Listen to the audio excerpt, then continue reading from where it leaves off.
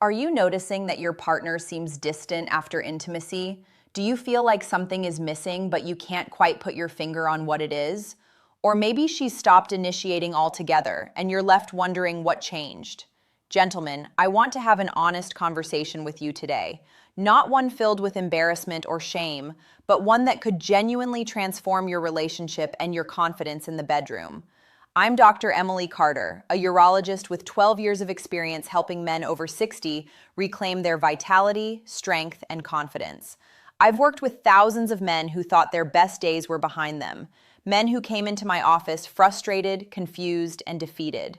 And what I've discovered over more than a decade of practice is that the gap between men who thrive intimately and those who don't rarely comes down to what most people think it does. Before we dive in, hit that like button and drop a comment telling me where you're watching from. I read every single comment, and knowing where you're tuning in from genuinely warms my heart. Now, let's talk about something that almost no one in the medical community addresses directly with men over 50. And that silence is costing you in ways you may not even realize. Here's the truth. Most men believe that satisfying a woman in the bedroom is primarily about performance. Speed, stamina, size, duration. And so when those things begin to shift with age, as they naturally do, men begin to panic. They pull back. They avoid intimacy. They tell themselves the story that they're no longer enough. And that story, that quiet, devastating story, begins to erode not just their sex life, but their entire relationship.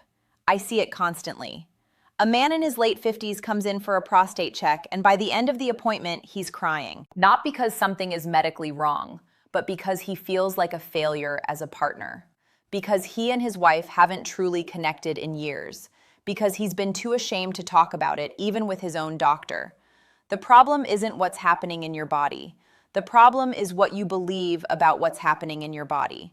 And the solution, the one technique that genuinely changes everything, has very little to do with physical mechanics and everything to do with neuroscience, emotional safety, and one specific biological truth about female arousal that most men were never taught.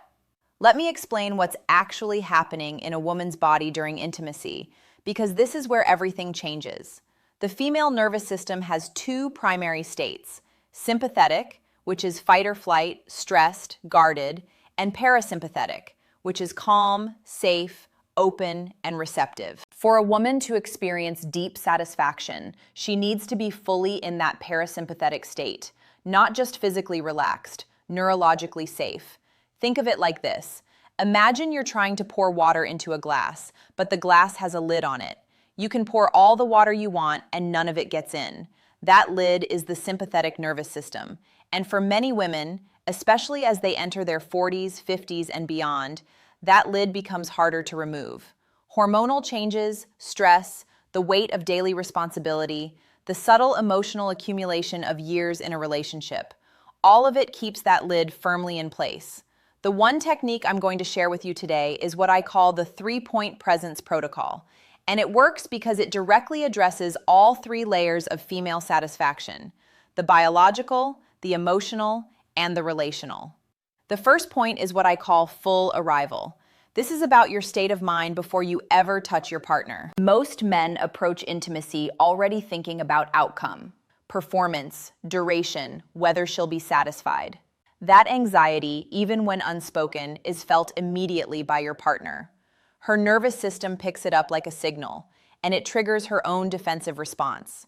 Full arrival means you make a conscious decision before intimacy begins to be entirely present, not thinking about work, not worried about your body, not focused on the outcome. You are here, just here, with her.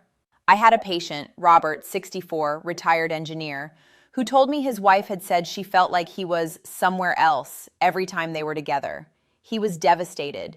He didn't understand what she meant.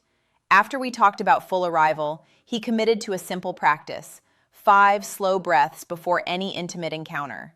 Just 5 breaths, to come back to his body, to come back to her. 3 months later, he came back in for a follow-up. He said, and I will never forget this, "Dr. Carter," she cried after. She said she felt seen for the first time in years. That's what full arrival does. Biologically, it shifts your own nervous system, which in turn creates a safe neurological field for her. It sounds subtle. It is anything but. The second point is extended non-goal touch. Now, this is where the biology gets truly fascinating. Oxytocin, the bonding hormone, requires sustained, non-pressured physical contact to be released in meaningful quantities in the female body. The key word is non-pressured. When touch carries an agenda, even an unconscious one, oxytocin levels plateau.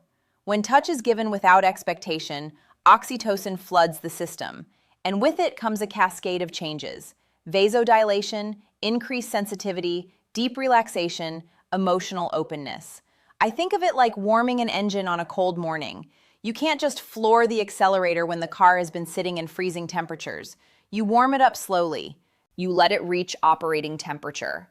And then, and only then, does it perform the way it was designed to. Extended non-goal touch means spending time, real, generous time, simply being physically present with your partner, without it leading anywhere, without checking whether she's responding, without rushing.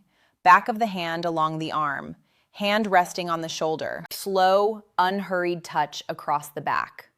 Practically speaking, I recommend at least 10 to 15 minutes of this before any intimate progression.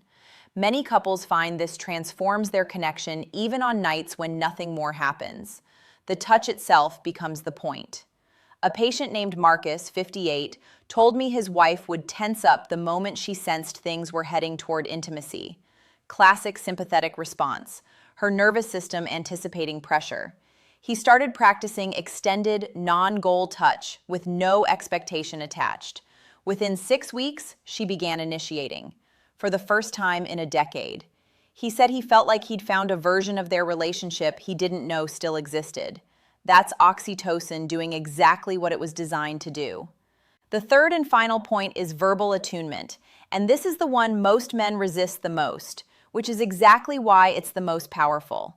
Verbal attunement means speaking to your partner during intimacy, not performatively, not scripted, but genuinely, checking in, expressing what you're experiencing, asking simple, open questions. Is this good? What do you want? Tell me what feels right. From a neurological standpoint, the female brain during intimacy is processing enormous amounts of social and emotional data simultaneously. She is not just feeling physical sensation. She is reading your face, your tone, your level of engagement.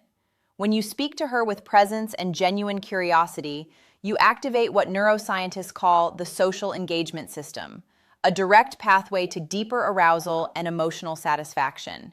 I want to be clear. Verbal attunement is not complicated. It's not a script. It's simply the act of treating intimacy as a conversation rather than a performance. It's asking her what she loves rather than assuming. It's telling her how she makes you feel rather than staying silent. It's making the invisible visible.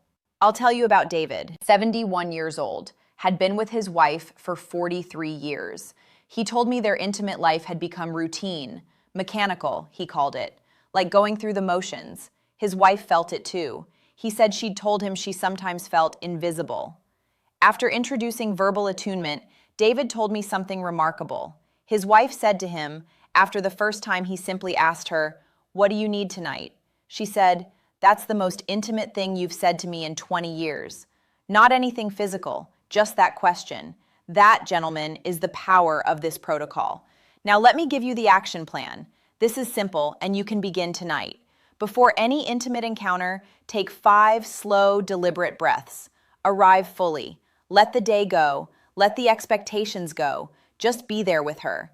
Then spend a minimum of 10 minutes in extended non-goal touch. No agenda, no destination. Simply give her your presence through your hands. Let her nervous system register that there is no pressure here.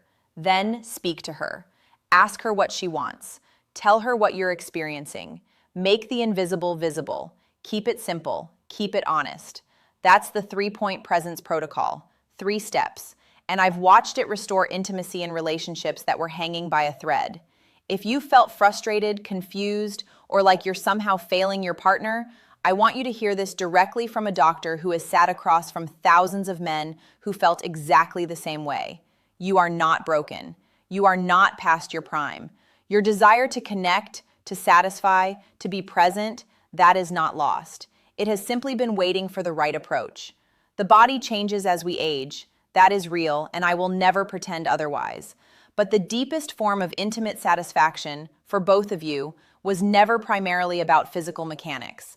It was always about safety, presence, and genuine connection. And those are things that don't diminish with age. If anything, with the right knowledge and intention, they deepen.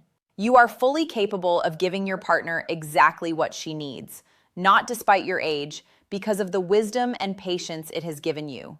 Like this video and drop a comment below with the word present. I want to know how many of you are committing to trying this protocol. Share this with a man in your life who needs to hear it. And subscribe for weekly videos where I give you the real science behind men's health and vitality after 50.